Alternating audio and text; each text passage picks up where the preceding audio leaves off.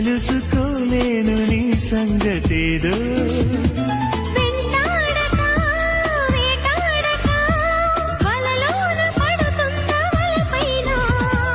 నన్నింతగా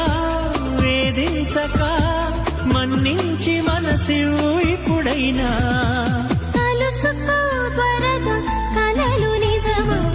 గుండెలో వాలవా చెలి చిలక